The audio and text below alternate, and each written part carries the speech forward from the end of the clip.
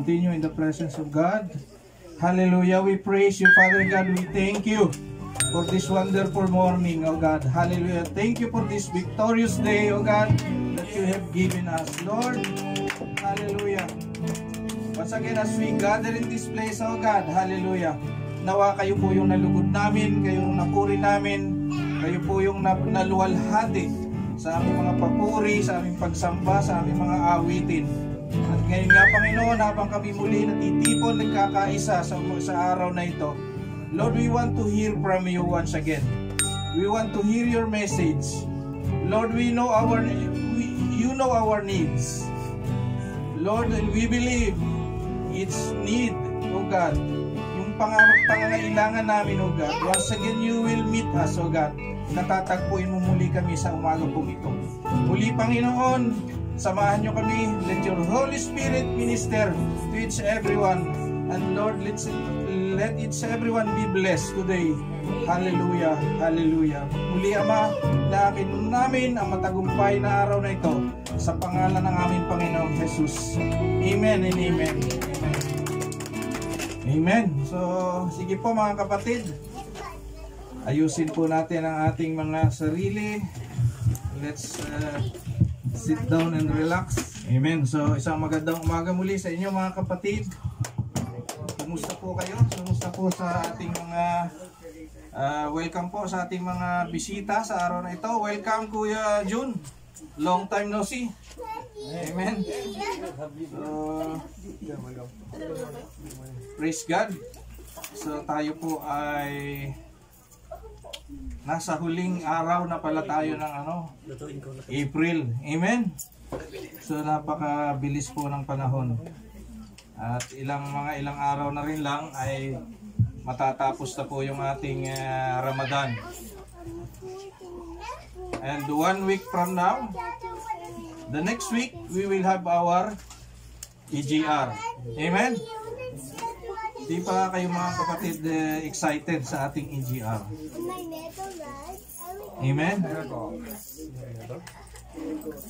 So purihin po ang Diyos sa umaga po sa araw na ito at sa kanya pong mga salita sa araw na ito. Pag-uusapan po natin, speaking of our EGR, dahil tayo po ay nalalapit na sa ating EGR or Encounter God Retreat.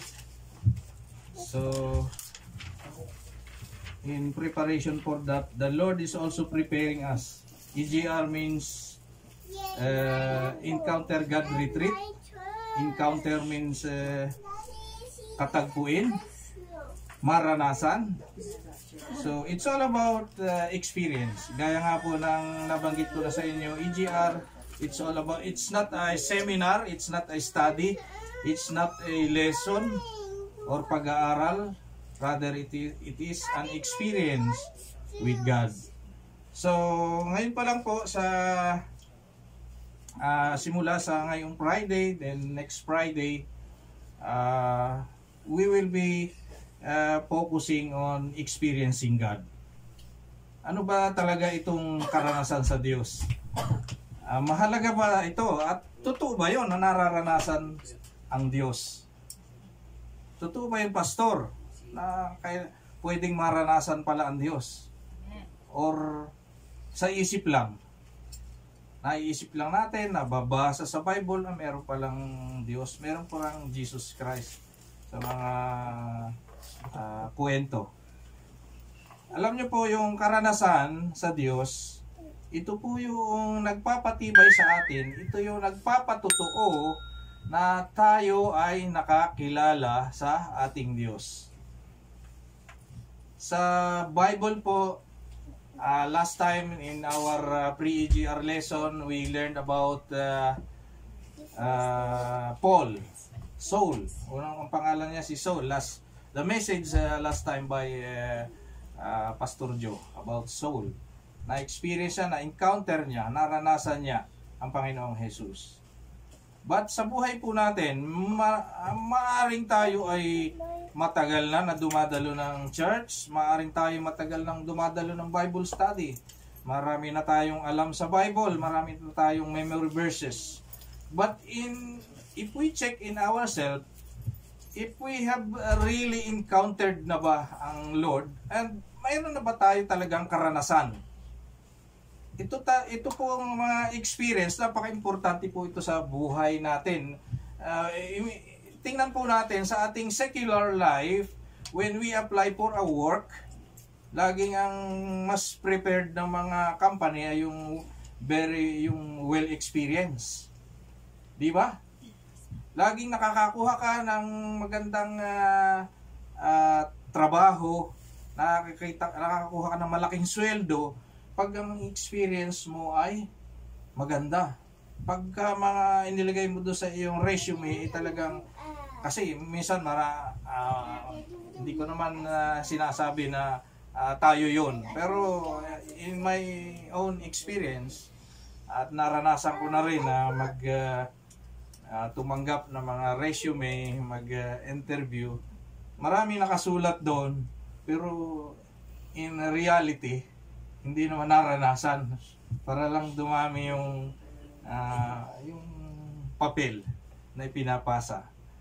But you know, in the service, in our Christian life, napaka-importante din po mga kapatid yung experience sa ating Panginoon. Hindi experience sa trabaho, hindi experience sa buhay. Maaaring iniisip na experience, napaka-experience ka na sa buhay. And sometimes it doesn't mean that when we are already 2 years, 5 years, 10 years in the Lord, we are already served too long. Maaaring hindi natin masasabi gano'n na ba katindi or kadami yung mga karanasan ko sa Panginoon. Kasi po, ito po yung ginagamit natin, itong mga karanasan natin sa Panginoon, ito po yung ginagamit natin in our service. Sa ating pong paglilingkod sa Diyos, sa ating pagbabahagi ng mabuting balita, pag-share ng kabutihan ng Diyos sa mga tao, ang pinaka-importante po dyan ay yung ating patutuo. Amen? That's why makikita nyo yung gaano kalimit yung isa sa atin, yung isa sa mga tao na pupunta po dito sa pulpito at nagpapatutuo. Praise God. It means that he is experiencing God more and more in his or in her life. The more na tayo tumatayo dito, sinasabi yung kabutihan ng Diyos, even very small and slight things, it's already an experience with God. At sa buhay po natin, yan po ang pinakamabisa nating nagagamit sa ating pagbabahagi ng kabutihan ng Diyos, ng pag-ibig ng Diyos. Kung tayo ay maraming patutuo sa buhay. Otherwise, kung binabahagi lang lagi natin ay yung ating mga memory verse na pag-aralan na pinag-aralan sa Bible school na sa ulo, but not really happen in our real life, there's no, hindi ganun ang dating. The more na very personal po yung ating mga binabahagi, the more na nagiging makapangyarihan po ito, mga kapatid. So, we will be talking today about experiencing God. Mga kapatid, have you once in your lifetime or in many cases and many chances or in your life, have you experienced God in your life? Amen. Kung marami na po tayong mga naranasan, mga patutuo, mga karanasan sa Diyos, how deep it is, how memorable, kasi kung minsan pinatutuo natin dito, kahapon may tinanggap tayong blessing, we acknowledge God, nag-testify tayo, but after months, parang nalimutan na natin, hindi na natin naalala. So hindi ganun katindi ang dating sa atin ng mga ganong karanasan natin sa Diyos. Experiencing God is our topic for today. Praise God. Next week, we will have our First Friday. So I don't know, but I know that it will be a little longer. So siguro kaya inalaw ng Lord. This will be part 1 and we will have part 2. Amen. Amen? Amen. So we will not be staying today for 2 hours. Siguro baka magutom na tayo noon ng ibang oras na mag-alas 12 na. So good for 45 to 1 hour. Then the next we will have our part 2. Amen. I'm sure. Kasi medyo ito pong pag-aaralan natin, isa pong character by biblical character. We know him, alam na natin siya, nabasa na natin siya. At alam ko na ito'y kung paano niya naranasan ang Diyos, kung paano niya sinunod ang Diyos. Marami po tayong mapupulot at makikita ng mga aral sa buhay niya. And this person is in the life of Moses. Amen, mga kapatid. Narinig na nyo ba si Moses? Kilala na ninyo? Nabasa ninyo? Moses, siguro kilala natin kasi lagi nating napapanood pagka mahal na araw yung Ten Commandments eh. Di po ba? Very, yung sa Ten Commandments na movie, very popular doon si Moses. But we will not talk about the Ten Commandments, and we will talk about the personal life of Moses.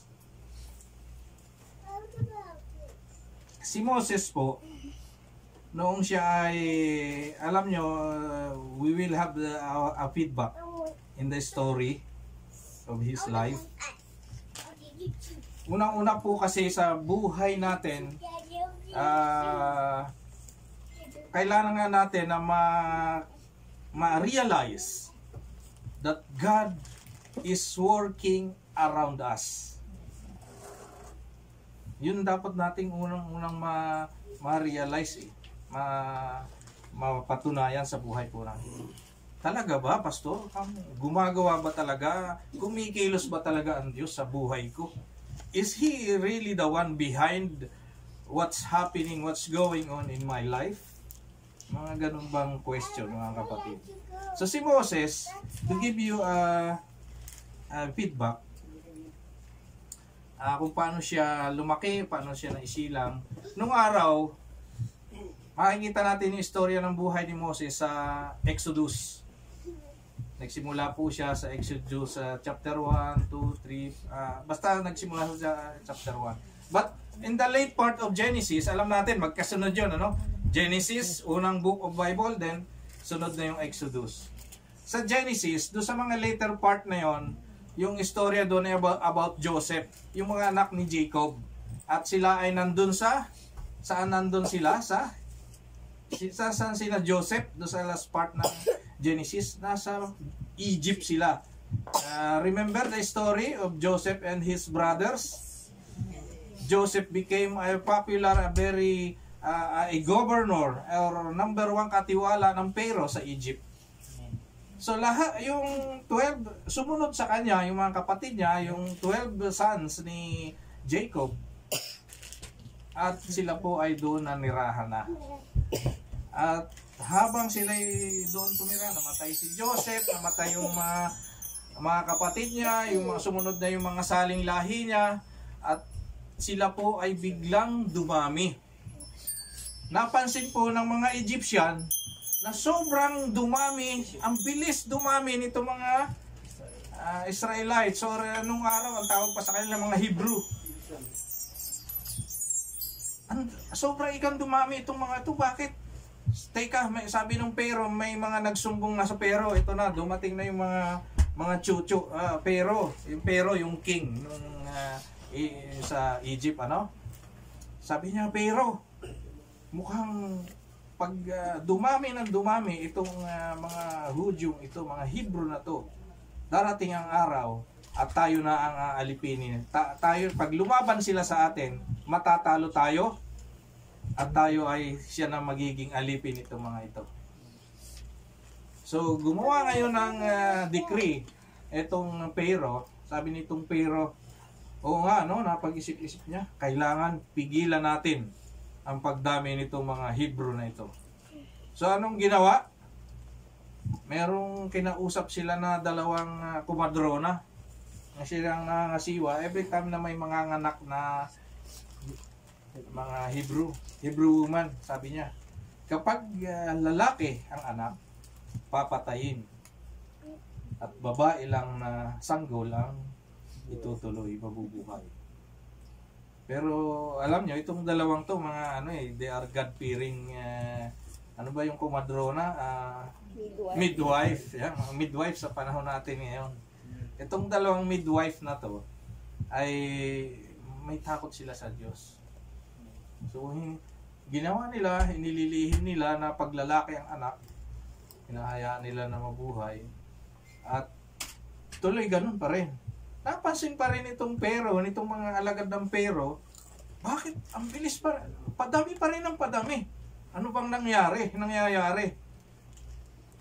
So, ito pong dalawang ito ay hindi alam nung pero ay hindi pala siya sinusunod. So, ginawa na talagang batas ng pero. Hindi na kasi nung una kinausap lang yung dalawa, akala niya through these two midwives ay mapipigilan niya yung pagdami, kasi kung puro babae nga naman ang isisilang, walang lalaki, paano nga naman dadami? So ganon na nasa isip niya. So ginawa ng batas ng pero. So mula ngayon, lahat na ipapanganak na lalaki ay papatayin ng mga Hebrew, ng mga Hudyo, at mga babae lang. So merong isang Hebrew woman, nanganak siya, at mahal na mahal niya yung anak niya. So ang ginawa niya, isang araw, itinago niya yung bata. Mga 3 months na yung bata sa kanya. Hindi na niya kasi pwedeng itago, kasi every once in a while mayroong inspection siguro sa bahay nila, yung mga tauhan ng pero, para tingnan kung lalaki ba o babae ang mga sanggol. So ginawa niya doon, naka 3 months na, hindi na niya maitago talaga yung mga etong sanggol na ito. So gumawa siya ng basket sa yung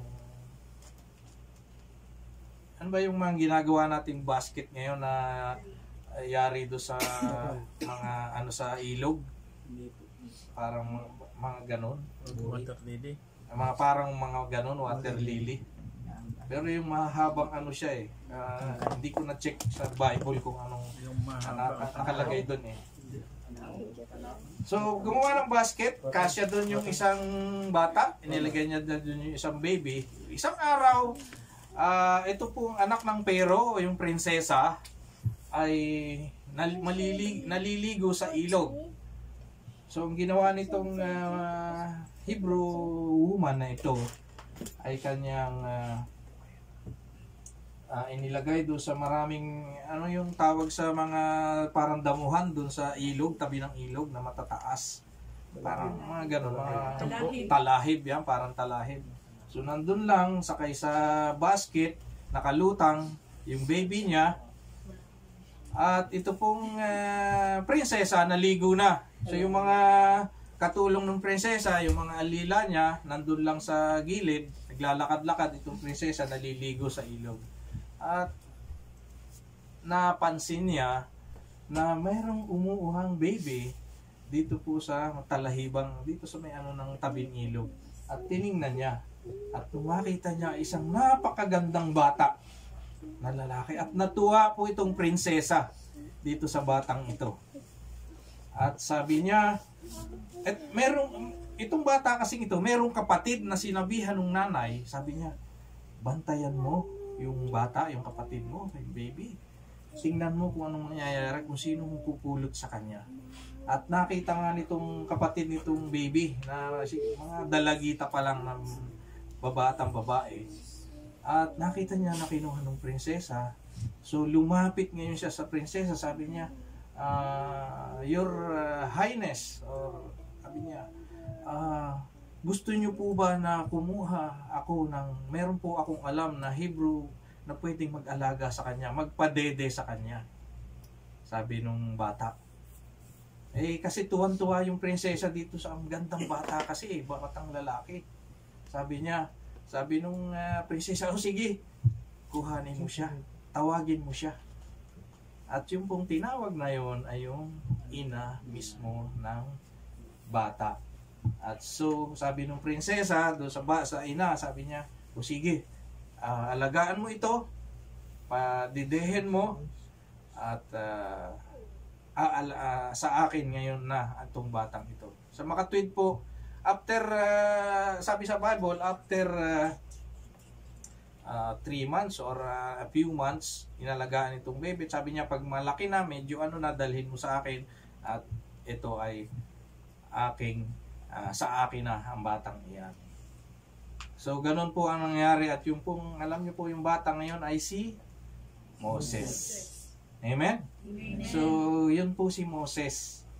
Siya ay anak ng isang Hebrew woman, at siya ay lumaki, inampon ng isang prinsesa na Egyptian. At siya ay lumaki, siyempre anak ng prinsesa sa palasyo, lumaki siya na parang prinsipe, parang Egyptian, as an Egyptian. Then, fast forward tayo. At sa madaling sabi, itong si Moses lumaki sa palasyo, namuhay na marangya, na ang kanyang ina ay isang tiniginalang isang prinsesa. But deep, alam niya, siguro magkaiba talaga ang hitsura ng Egyptian at mga Hebrew. So, siguro alam din niya na ampun siya, ganon.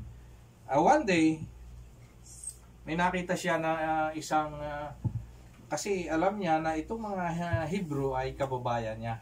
Siguro, kakulay niya, or katulad ng hitsura niya. One day, nakita siya niya isang Egyptian na pinahihirapan itong isang Hudyo, Hebrew. Kababayan niya. So, nagalit siya. Galit na galit siya. At alam niyo po ang ginawa niya? Pinatay niya itong Egyptian. Pinatay niya. At para ang ginawa niya, itinago niya yung bangkay at ibinaon niya sa lupa. So, hindi po yun naalaman. Walang nakakaalam, no? Nakakaalam niya sikreto. Pero, hindi naman sikreto sa mga Egyptian. Hindi sikreto yun sa mga Hebrew. Kasi siguro, mayroong mga nakakakita rin. May mga witness. Pero hindi sila, siyempre, magsusumbong kasi alam nila na si Moses ay kababayan nila. One day, may nakita naman siya na dalawang kababayan niya nag-aaway. So, pinapumagitna ngayon siya. Sabi niya, "Bakit kayo nag-aaway?" Sinaway niya yung nang-aaway, yung dalawang Hebrew. Sabi sa kanya, "Bakit? Anong gagawin mo sa amin? Papatayin mo rin ba ang isa sa amin?" So, alam nila na ito si Moses pala ay umatay. Marami nakarinig doon. At sabi ni Moses sa sarili niya, akala ko sikreto pala yun. Marami palang nakakaalam. Meron palang baka makarating ito sa hari. Baka makarating ito sa Pharaoh na ako pala ay pumatay ng isang Egyptian. Lagot ako. At dahil po doon, si Moses ay lumayas. Siya ay umalis sa palasyo. At totoo nga, nakarating na sa Pharaoh ang balita na itong si Moses ay pumatay ng isang Egyptian. Ang bilis ng ang bilis talaga ng chismis, Di ba? Ang bilis eh. At buti na lang, talagang napangunahan siya ng talagang siya nakalayo na. At hindi na siya inabot, hindi siya napatay. At siya ay nakarating sa isang lugar na tinatawag sa Bible na Midian. At nakatira doon mga Midianites. At doon ay unang-una pagdating niya doon, may mga na-meet siya ng mga anak na babae, itong isang Midian priest. Itong mga anak na babae, iigib ng tubig, magpapainom sa mga alagang tupa. May dumating na ibang mga shepherd ng mga lalaki. Siyempre, mga lalaki, ito naman mga babae. At gustong kuhanin itong mga babae. So, nandun si Moses noong time na yun. Ito talaga si Moses, talagang Siguro talagang napaka ano ng katawan nito, matipuno kasi laking palasyo tapos talagang malakas siya. At na itaboy niya itong mga shepherd, itong mga pastol sa disyerto ng mga lalaki na gustong gahasain itong mga babae na anak ng isang Midian priest. At sa madaling sabi, tinulungan niya yung mga babae, inigib niya ng tubig, tinulungan niya magpainom ng mga alaga, at nagsumbong naman itong mga anak, siyempre, dito sa kanilang tatay, na sila ay ginanon, na may mga gustong mang-rape sa kanila, iniligtas sila ng isang Egyptian. Ang pagkakilala nila kay Moses, Egyptian, kasi siguro iba talaga yung, kasi laking palasyo akala nila Egyptian talaga si Moses. At pinatawag nila nung ama, sabi niya, tawagin nyo itong sino yung lalaking yan na nagligtas sa inyo, na gumawa ng mabuti sa inyo. At yun niya, si Moses po ay tinawag, natuwa yung Midian priest, at ibinigay niya yung isa niyang anak na babae para maging asawa. So sa madaling sabi po, si Moses nanirahan na doon sa lugar ng mga Midianites. Doon siya namuhay, doon siya nagkaasawa. At dito na po nag-umpisa yung kung paano na-encounter ni Moses ang Lord. So kung titingnan po sa buhay niya, makikita natin doon na lahat ng mga lalaki ay napapatay, but ang Lord hindi hinayaan itong si Moses na mapatay. Rather, namuhay pa siya na parang isang royal isang member ng royal family. Imagine po ninyo yun, mga kapatid, kung paano sinasamahan ng Lord si Moses. Doon pa lang sa unang sanggol pa lang siya, nagkataon na pinaanod yung sanggol sa basket, nagkataon na yung prinsesa pa ang naliligo. Siguro kung yung iba, ay kung sino na lang, o kung walang nakakita, ay di tuloy-tuloy si Moses, kasi naanod na, namatay na. But dito, nakita natin na ang Diyos talaga ay maliit pa lang, ay patuloy pa lang na palaging sumasama ang Diyos sa kanya. So Kuya Jeff, let's read chapter 3. Start tayo sa verse 1 ng Exodus. Let's read from the Bible. Verse 1, now Moses kept the flock of Jethro, his father-in-law. So yung po kanyang biyanan ay si Jethro, the priest of Midian. And he led the flock to the backside of the desert and came to the mountain of God, even to Horeb. Yung bundok na tinatawag na Horeb, sinasabi nilang mountain of God. Let's go to verse 2. And the angel of the Lord appeared unto him in a flame of fire out of the midst of bush. And he looked, and behold, the bush burned with fire, and the bush was not consumed. Ito daw ang anghel ng Diyos nagpakita kay Moses sa parang apoy doon sa isang bush, yung maliit na puno na hindi naman pag bush kasi hindi naman tumataas to mga hanggang tao lang to, kasing taas lang ng tao itong puno ng mga bush.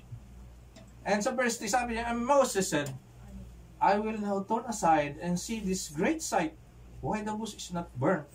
Itong anghel na ito na parang nagliliyab na apoy, pupunta doon sa isang bush at hindi naman ako consume itong bush na sunog. Nagbaburn siya, pero pinagtataka ni Moses, bakit hindi naaabot? Ba't nag-aapoy lang? Ano ito? Sabi ni Moses, isang kababalagan.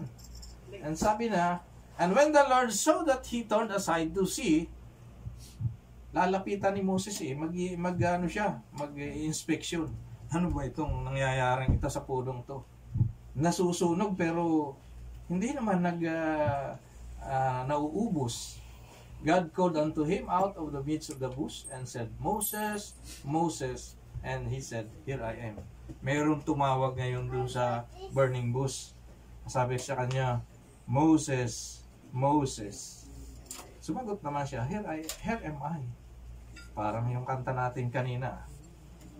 Related po yan, mga kapatid. Verse 6. Moreover, he said, I am the God of thy father, the God of Abraham, the God of Isaac, the God of Jacob. And Moses hid his face, for was afraid to look upon God. Nagpakilala kung sino yung nagsasalita doon sa burning bush. Sabi niya, ako ang Diyos ng iyong mga ninuno, ni Isaac, ni Abraham, ni Isaac, at ni Jacob. So, nakilala na ni Moses, oo nga, ito yung Diyos na kinagis na namin. And so, si Moses, alam niya, behind, yung kilala niya, itong Diyos na ito, ng kanyang mga ninuno, na isang banal. Sabi niya, itinago niya ang kanyang mukha, kasi alam niya sa sarili niya, siya ay isang makasalanan, mamamatay tao nga siya eh. And the Lord said, I have surely seen the affliction of my people which are in Egypt, and have heard their cry by reason of their taskmaster, for I know their sorrows. 8. And I am come down to deliver them out of the hand of the Egyptians, and to bring them out of the land, and to a good land, and a large unto land flowing with milk and honey, unto the place of the Canaanites and the Hittites, the Amorites, the Perizzites, the Hivites, and the Jebusites. Verse 9. Now therefore, behold, the cry of the children of Israel is come unto me, and I have also seen the oppression wherewith the Egyptians oppressed them. And in verse 10, Come now therefore, and I will send thee unto Pharaoh, and thou mayest bring forth my people, the children of Israel, out of Egypt. 11. And Moses said unto God, Who am I, that I should go unto Pharaoh, and that I should bring forth the children of Israel out of Egypt? And verse 12, And he said, Certainly I will be with thee, and this shall be a token unto thee, that I have sent thee. When thou hast brought forth the people out of Egypt, ye shall serve God upon this mountain. And 13, And Moses said unto God, Behold, when I come unto the children of Israel, and shall say unto them, The God of your forefathers hath sent me unto you. And they shall say to me, What is his name? What shall I say unto them? Sabi ni Moses sa 13, anong sasabihin ko kung tanungin nila ako na, anong pangalan ng Diyos na yon? And in verse 14, And God said unto Moses, I am that I am. And he said, This shall say unto the children of Israel, I am had sent me unto you. Amen. Purihin po ang Diyos sa pagkabasa ng kanyang salita.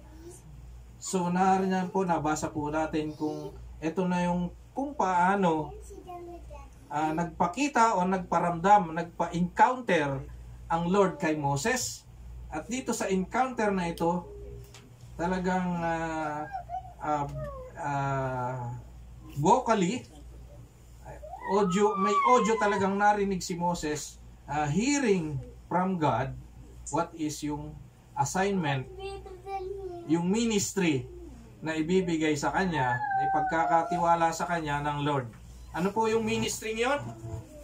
To lead His people, the Israelites, out of bondage from Egypt. Ilabas niya, ilid niya palabas, at samahan niya doon sa lupang pangako na tinatawag na pinangako, yung promised land na ipinangako ng Diyos sa mga Israelita. So ito po, titingnan natin in this ministry how Moses experienced God.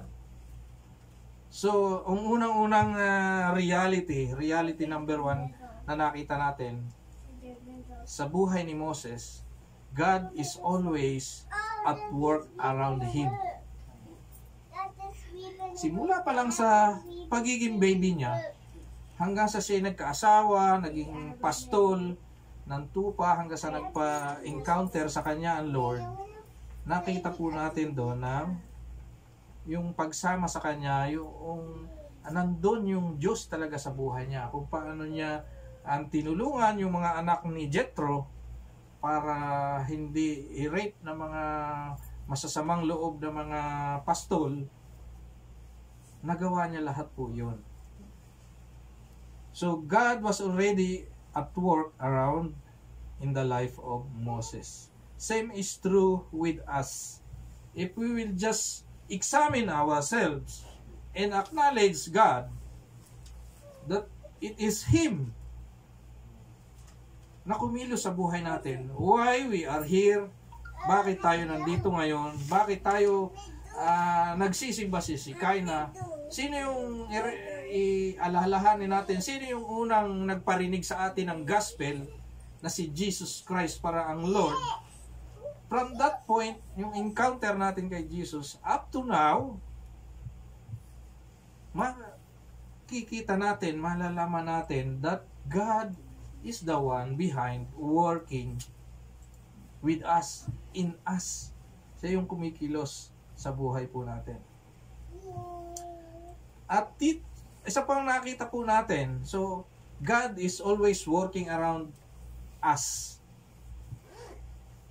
And the Lord, isang pinakita niya kay Moses, ay noong kung paano niya sinamahan siya sa mga panganib, kung paano niya tinakasan ang Pero dahil siya papatayin kasi nalaman na siya ay pumatay ng Egyptian, hanggang sa dalhin siya sa isang lugar ng mga Midian, nakapag-asawa siya doon, nagpakita ang Lord. So, God pursues a continuing love relationship that is real and personal. Yung pagka-encounter na niya sa Lord do sa burning bush, it's very personal, mga kapatid. Imagine, mag-isa ka lang, nagpapastol ka lang ng mga tupa, biglang makakakita ka ng isang nag-aapoy tapos nandun sa puno, sa isang bush, nagliliyab, pero hindi naman natutupok. Tapos ito pa, nagsalita pa. Yun ang matindi dun eh. At tinawag pa siya, Moses, Moses. Tayo ba? Tinawag ba tayo? Charlie, Charlie. Marvin, Marvin.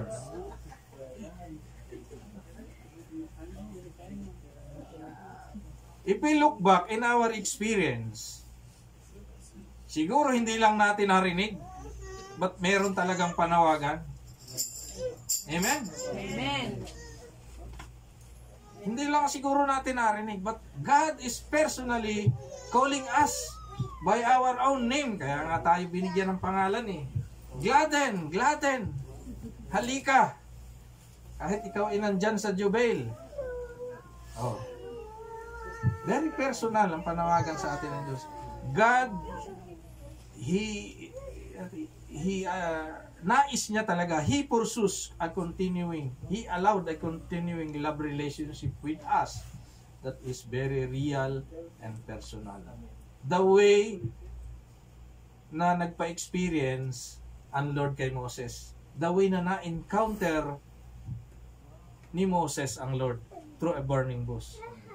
Maybe in our time, it's no longer applicable na pag makakita pa tayo sa panahon ngayon ng burning bush. Maaaring pag nakita, oops, parang si Moses ako ah. Oh. Oy, sasabihin mo, oy, nabasa ko na yan, Lord. And sa panahon nun, ba't sa panahon natin ngayon, the Lord, God doesn't need a burning bush today. Bakit? It's His voice, His presence is everywhere. Yung mga boses niya, yung mga anak niya, nandun na nakasulat, babasahin na lang yung panawagan niya. Yung pagtawag sa panahon po natin ngayon, yung pagtawag ng Lord sa mga tao is through His Word, which is the Bible. Amen? Kaya meron pong Bible sa panahon natin ngayon. Kasi sa dami ba naman na natin sa panahon ngayon eh, billion na. So kailangan na talaga yung nakasulat. Baka kung iisa-isahin pa na magpakita ng burning bush sa billion, so kaya po may Bible. So ganun din po sa atin sa panahon ngayon. God is continually pursuing a love relationship which is real and personal. That's one reality na kailangan na maranasan natin para ma-experience natin sa buhay natin ang Diyos.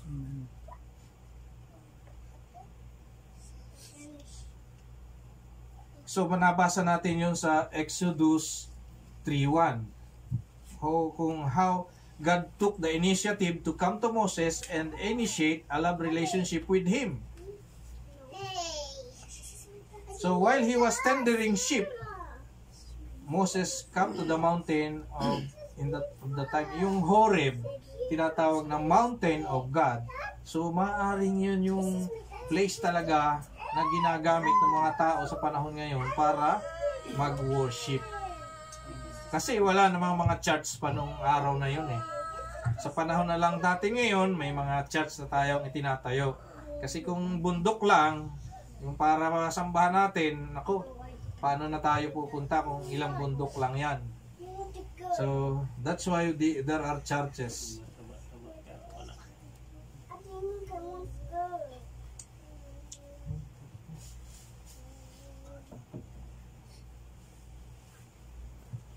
And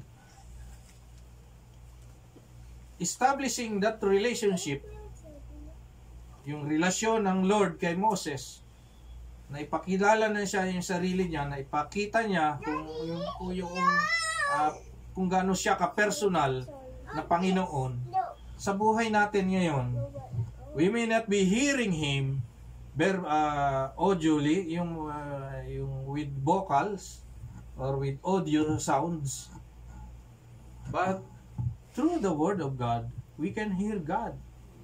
Amen? Amen. Every time you hear the Word of God is being preached, like this time, every time you turn your attention to the Bible, open the Bible or open your Bible application and read a word, it is God speaking. It is His voice na lumalabas po doon. Di ba pag tayo nagbabasa kahit walang sound, in our mind, we, as if parang mayroong naririnig tayo eh. Di po ba? The same is true. Meron naman tao na pag nagbasa, kailangan may sound. Parang hindi niya maintindihan eh. Pagka yung nakaganon-ganon lang. Meron po akong kilalang ganon na kailangan pag nagbasa niya para ma-comprehend niya talaga clearly. Sabi niya talagang nandun. Time and time again, God invited Moses to talk with him and to be with him. Mayroong sound talaga. Di po ba? Kung isa tayo, pag tayo nag-iisa, ganun din eh. Talagang nilalagyan natin ng sound para lang to comprehend clearly what is being read. So, there is an invitation from God during the conversation. Anong sabi ng Lord kay Moses? Sabi niya, I have heard the groanings, the cry of my people. I want to deliver them out of Egypt. And I will send you to them to lead them. Sabi ng Lord, pangunahan mo sila para sila ay palayain, palabasin sa pagkaalipin ng mga Ehipto. It is the work of God. It is the plan of God na i-lead yung mga Israelite from the captivity, to free them out from the captivity. And hindi naman po, di ba, sa mga plano ng Diyos, sa mga ministry ng Lord,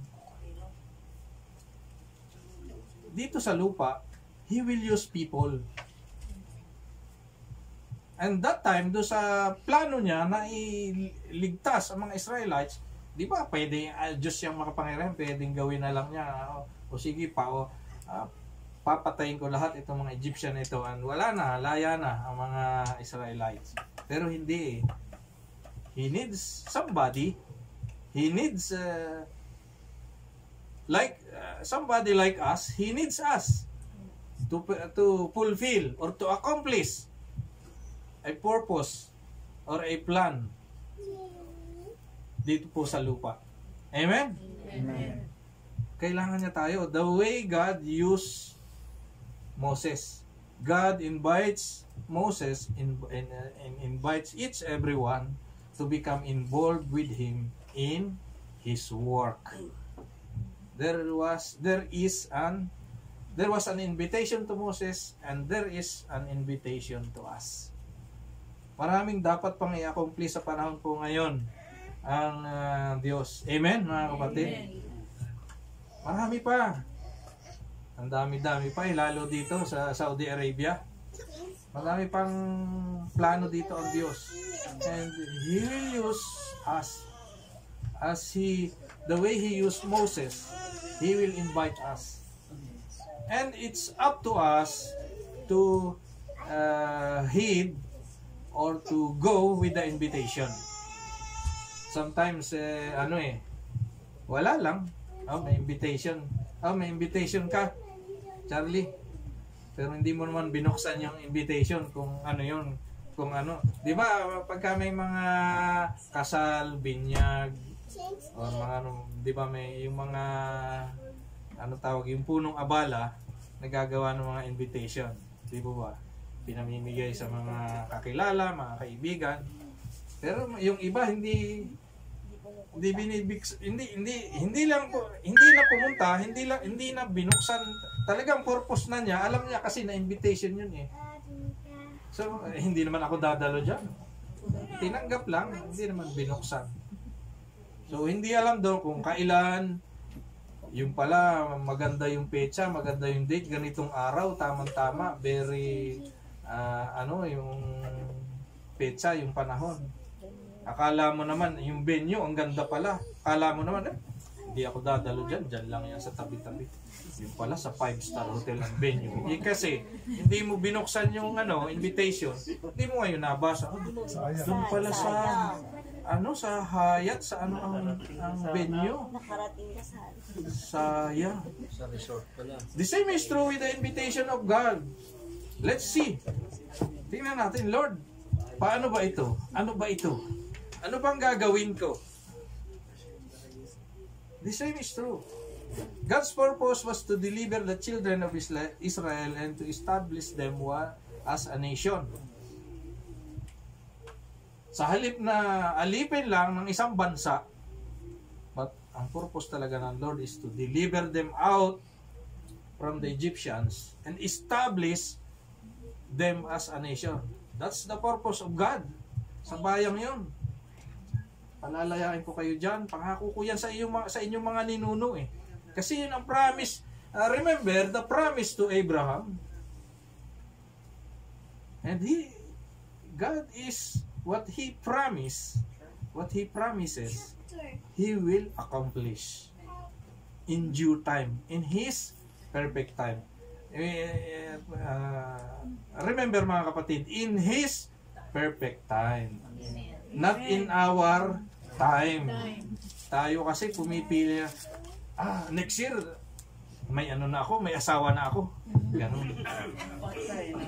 Pumipili tayo ng time. Kailangan bago matapos ang 2021 nakakita na ako. But if we let God, we don't know, hindi natin alam, but kumisan tayo, andyan na pala eh. Imagine sa buhay ko mga kapatid, I have the experience, the same, ako nakaranas din ng mga tragic experience. But I can say that it's an experience with God. Kasi alam ko yung Lord yung sa akin. So last year, namatay yung asawa ko. So, very tragic during the pandemic, wherein everybody is inside the room, lockdown, 24 hours curfew. Gusto kong lumabas, magliwaliw, pero hindi pwede. Huli ng pulis. 1 month na lockdown yun sa kumpanya namin, from May 1 to May 30. 1 wala, sarado, nakapadlock yung company namin. So nasa kwarto lang. That time namatay po yung asawa ko. So, but God, sabi ko, bakit ngayon pa? Kasi alam naman natin si diba, si Ate Precious, meron namang siyang she's in dialysis. She was in dialysis. So, alam ko, I'm expecting that will going to happen, but not in that hindi yung time na yun eh. Parang sabi ko sa Lord, bakit ito pa namang time na ito? And after that, diba, 2 months, parang hindi ako nakaka-get away. Parang naisip ko lagi, sana hindi nung lockdown nagkaganon. Sana nakauwi ako sa Pilipinas. Sana nagkaroon man lang ng funeral. Diba, when yun ang ating pag tayo mahal sa buhay natin mamatay, we want them to have the best funeral that we can give. But what we can do, ni pag-uwi nga, ni masilip man lang yung bangkay, hindi natin na nakita. So sabi ko, parang hindi, yung mga pangyayari pong yun, doon ako hindi maka-get away. And remembering pa, mayroon pa nga kaming maliit na that time, more than 2 years old na anak na naiwan. Naiisip ko po yun, talagang doon ako lalong nagiging emotional. Totoo lang po, nagiging emotional talaga pag ako'y nag-iisa. Naiisip ko po ng time na yun. And that time, pag gano'n na, ito na, Lord na ako, sabi ko, Lord, bakit ganito? Lord, help me get away from this. And one time, sabi ko, wala nang umano sa isip ko, Lord, sabi ko, naawa talaga ako doon sa aming anak. At sabi ko, Lord, sa sarili ko, if you will let me have a partner again, out of that emotion na nararanasan ko, mga ilang buwan na ba yun? Mga August, September, mga ganung buwan, October. So, namatay po kasi siya April. So, pero parang sabi ko, parang ako hindi nakaka-get away with this emotion. Then, I was praying, Lord, if you will give me again a partner, I don't want it to be that long. Ganun po ang prayer ko. But in my mind, I'm aware that paano naman ikaw mag-asawa ni girlfriend nga, wala eh. O kaya sabi ko, hindi yun sa sarili ko eh. Sabi ko sa sarili ko, kung ako ano naman yun maghahanap ako mahirap yata akong manligaw ang isang pastor kasi kailangan yung maintindihan ka as a pastor. Sabi ko, hindi pwede sa sarili parang hindi, but that was my prayer, Lord, don't make it too long na ako ay walang kasamang lalo ngayon ang kasi doon, hiwalay pa kami nung anak ko, yung aking 2-year-old son, tapos nandun pa yung pangungulila sa kanya, hindi ilang doon yung nagtangka na ako'y umuwi pero hindi matuloy. Hanggang sa finally nung December, may schedule na ako ng November October, nag-try ako ng October. Sabi ko, hindi na nakakuha ako ngayon ng November. Na-postpone na naman. November last week. Hindi na naman. And finally, nakakuha ng schedule ng December. Natuloy din, nauwi ako. So, hindi ko akalain po doon na doon pala sa pag-uwi kong yun, nandun pala yung narinig, alam na pala ng Lord na yung prayer ko noon. Alam niya, and by that time, He will lead me kung sino yung ibibigay niya. Kasi talaga, chinek ko po sa sarili ko ito ba talaga yung pinag-pray ko na sabi ko nga nung mga sabi ko, Lord, binabawi ko na yung prayer ko. Nung na-realize ko ba late, sabi ko, hindi yata tama yung prayer ko. Binabawi ko na, Lord, kasi paano naman ako hindi naman kako yan talaga ang aking dapat i-pursue. But ano ko talaga yun while I was praying. So, yun nga, na biglang may na-meet ako doon sa lugar namin kasi nagbabakasyon kasi, isla kasi po yun. Gustong gusto ko talaga doon nagbabakasyon, doon umuwi kasi doon ako lumaki.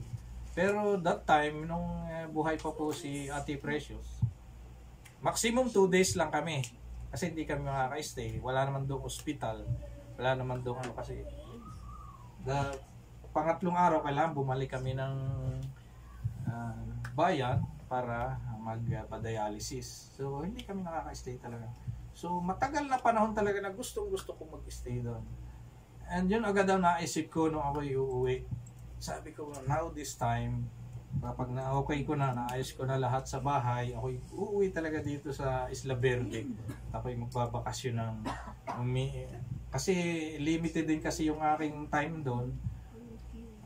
Ilang araw lang. So, kailangan ko rin na hati-hatiin. So, sabi ko, minimum 1 week. Kung kaya ko nga ng 2 weeks, mag-stay ako doon kako.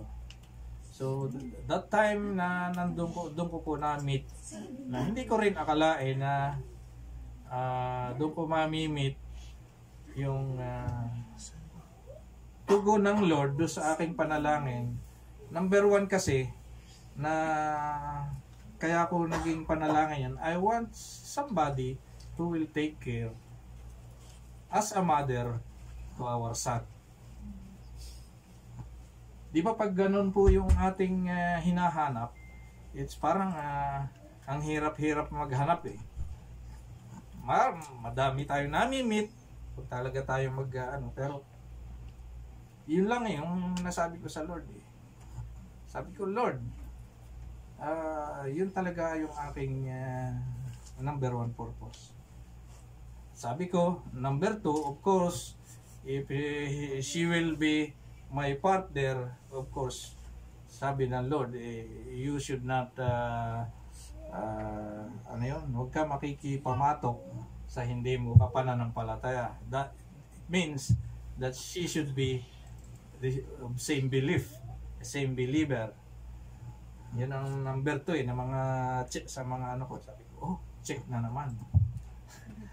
So, at number 3, sabi ko, by the time na narinig ko po siya,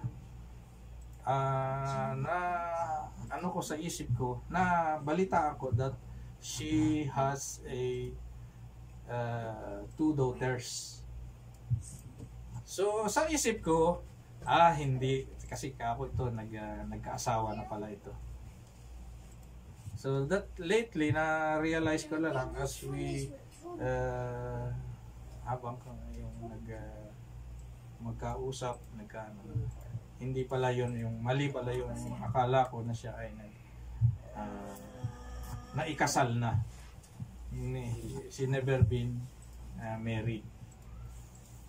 So, and she's been separated for almost 6 years doon sa tatay ng mga anak niya.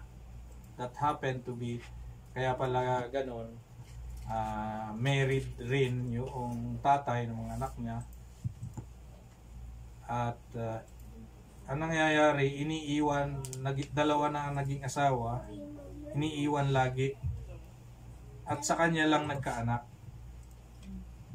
So, tapos hindi rin sila, yun nga, 6 years ago na, ano na rin sila, they were not in good terms also. So, yun, isa ko pa rin pinag-pray yun. Sabi ko, Lord, pwede ba yun? Tinanong ko pa rin sa Lord yun eh. And that is, ano masasabi ko, an experience. When we have an answered prayer sa buhay po natin, that is one experience with God. May pinapanalangin ka, tinugon ng Lord. It's an experience with God. Because you talk to Him, and you know He heard you, narinig ka, at kasi tinugon yung mga panalangin mo. So every time mga kapatid that we pray to God, we ask Him something, we tell Him, then we realize that here it is. Yung pinagpipray natin, that is an experience with God. Doon mo mapatunayan, Lord, you are good. You are all-knowing. You are faithful to your promises. So, sa ating mga prayer life, sa ating mga hinihiling sa Diyos, it may not be that big, it may be small, but it depends in our acknowledgement, how we acknowledge God in our life. God invites you to become involved in His work. Nandyan lagi po ang ating Panginoon, yung kanya invitation para tayo ay italaga sa isang ministry upang i-accomplish, upang i-fulfill yung mga plano niya, yung purpose niya.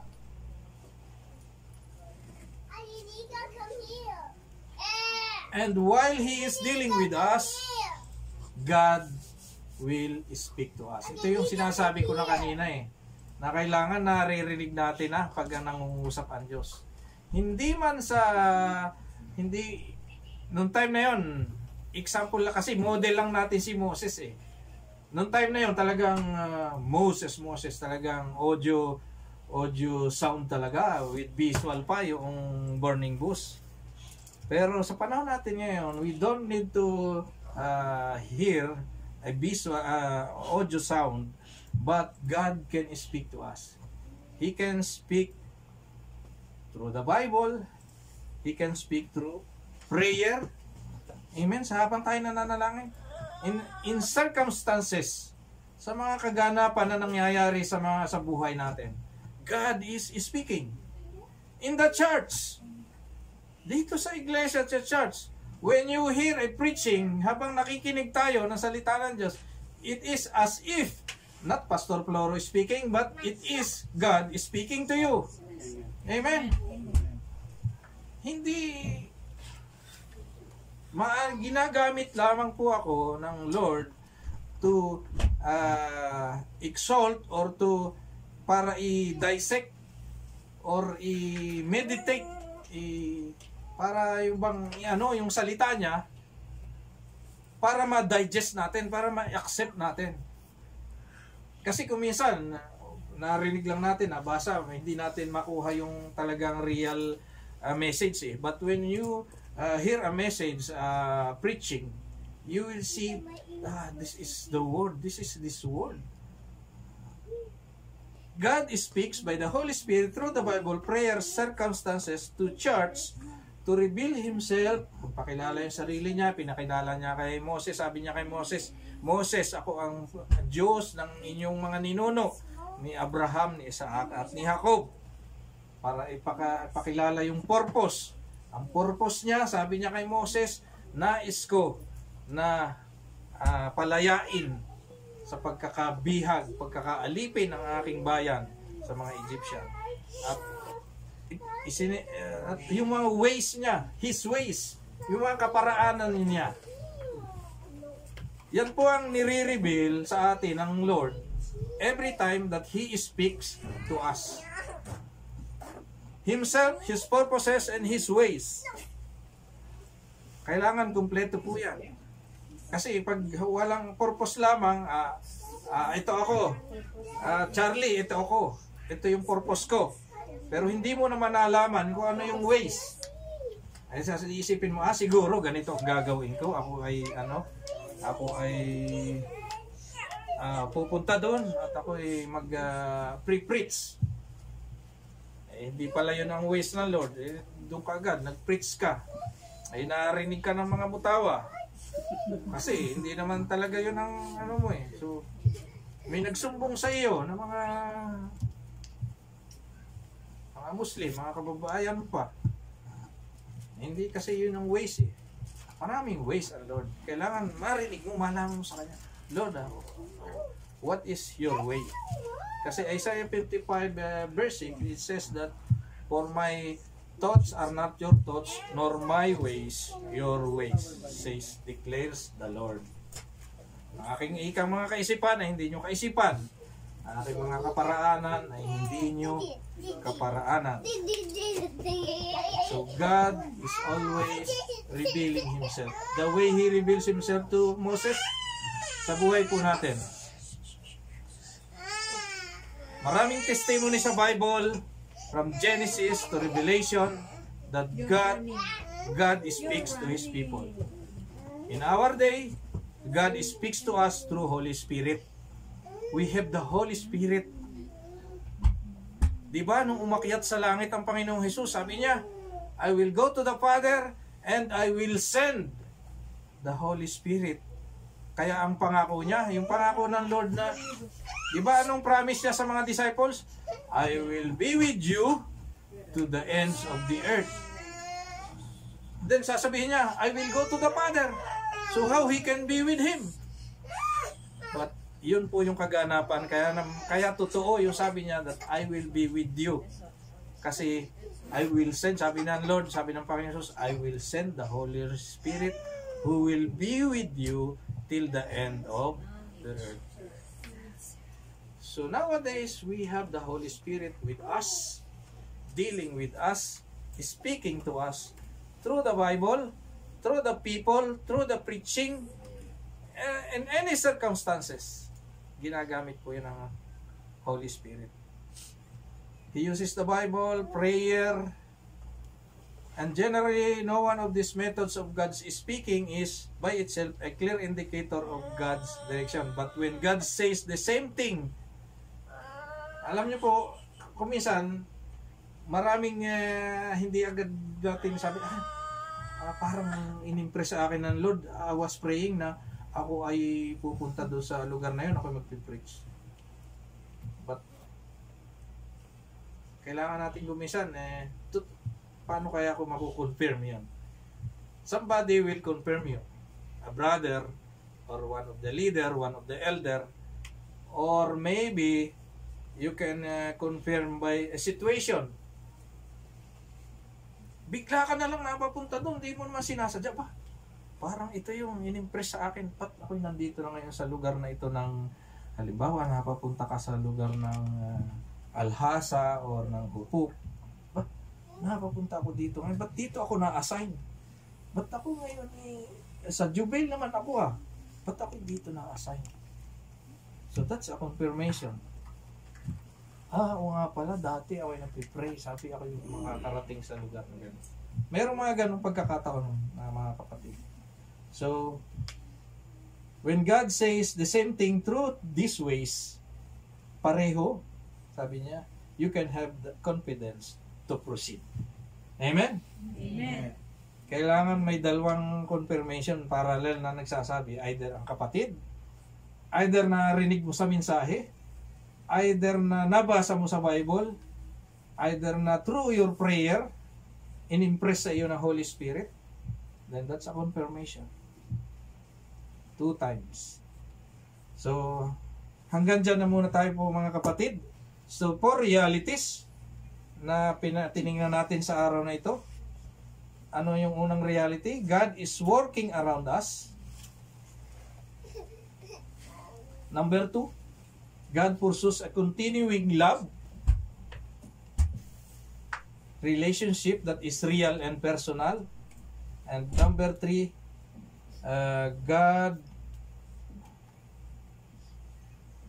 invites us to become involved in His work, in His ministry.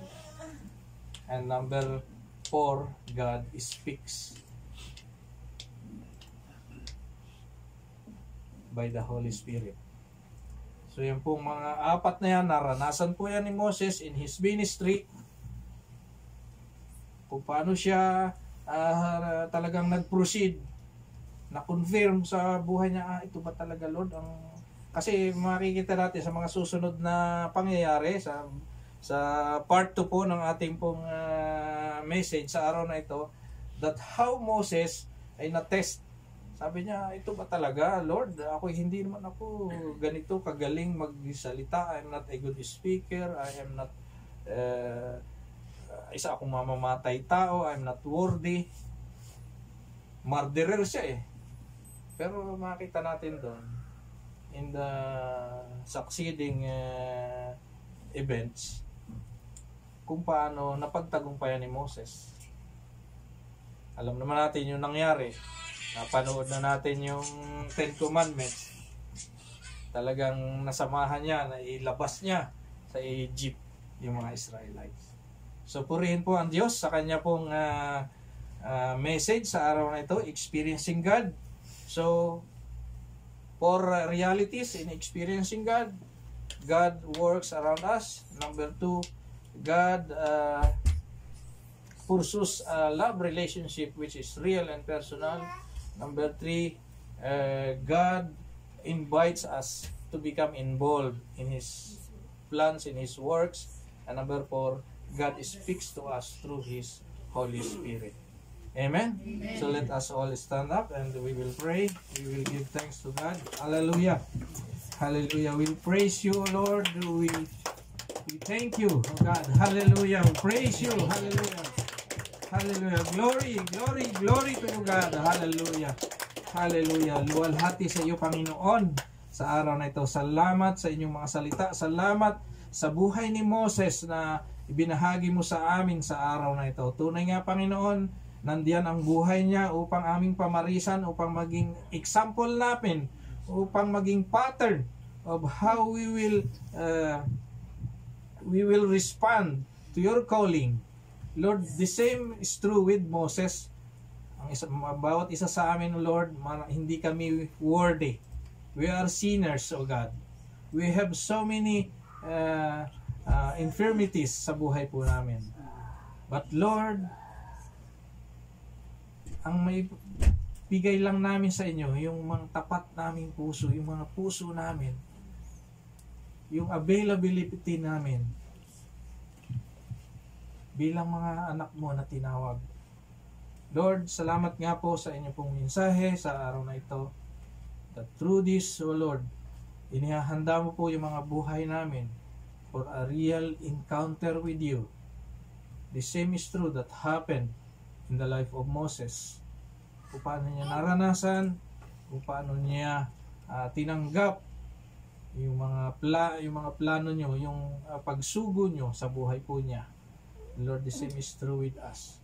Kaya naman, Lord, sa mga pagkakataong ito, sa mga oras na ito, nandito po yung mga buhay namin. Patuloy nyo kami nakausapin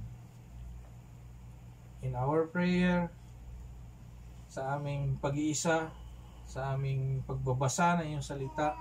Continue to reveal to us yourself, who you are, who really you are in our life. Reveal your purpose,